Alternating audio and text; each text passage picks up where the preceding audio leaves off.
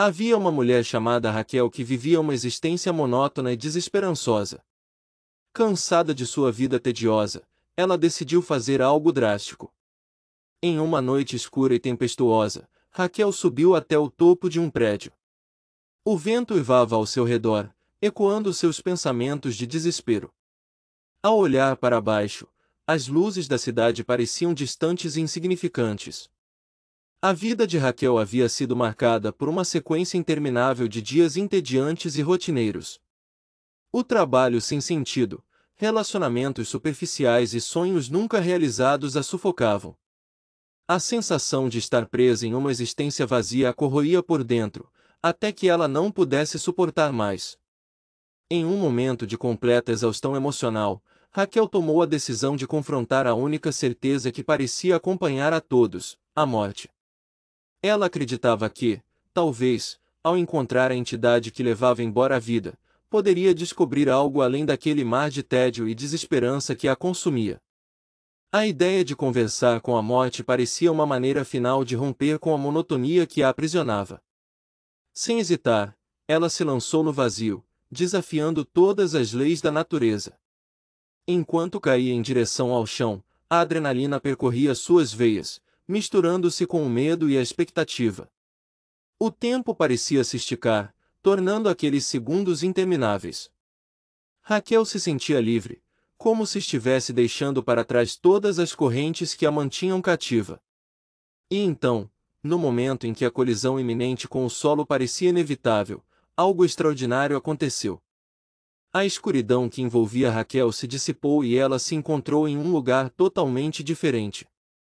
Era como se tivesse atravessado um portal invisível, sendo transportada para um reino desconhecido. À sua frente, em meio à penumbra, surgiu a figura enigmática da morte.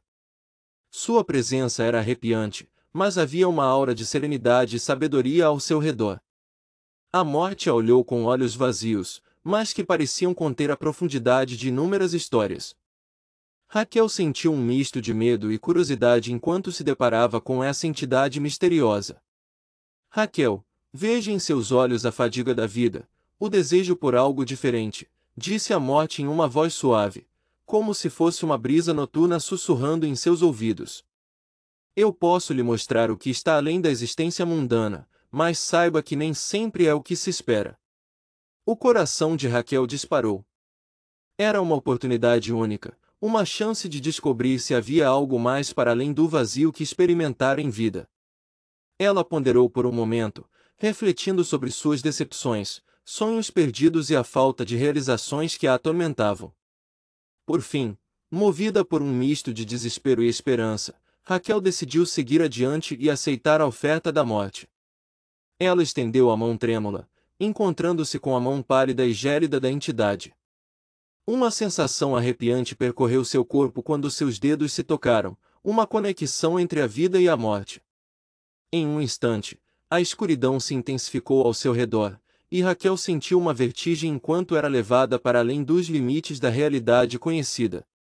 A morte era sua guia, conduzindo-a através de um plano intermediário, um limbo entre a vida e a morte. Enquanto percorriam os corredores sombrios e tortuosos, Raquel começou a perceber figuras indefinidas ao seu redor. Sombras inquietantes e rostos pálidos pareciam espreitar nas sombras, murmurando palavras inaudíveis. Um sentimento de apreensão tomou conta dela, mas ela persistiu, ansiosa para descobrir o que a morte tinha a lhe mostrar. Finalmente, chegaram a um aposento sombrio, iluminado apenas por uma tênue luz espectral. No centro do cômodo, havia um espelho antigo e misterioso. A morte indicou para que Raquel se aproximasse e olhasse para o reflexo. Raquel contemplou sua própria imagem no espelho e ficou espantada ao ver uma versão distorcida de si mesma. Seus olhos estavam vazios, sem brilho, refletindo toda a dor e arrependimentos que carregara ao longo da vida. Ela viu os sonhos não realizados, as oportunidades perdidas e os relacionamentos desgastados.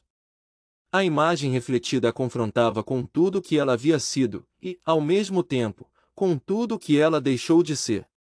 A morte aproximou-se silenciosamente por trás de Raquel e sussurrou em seu ouvido: "Você desejava algo diferente, algo além daquilo que a vida lhe ofereceu.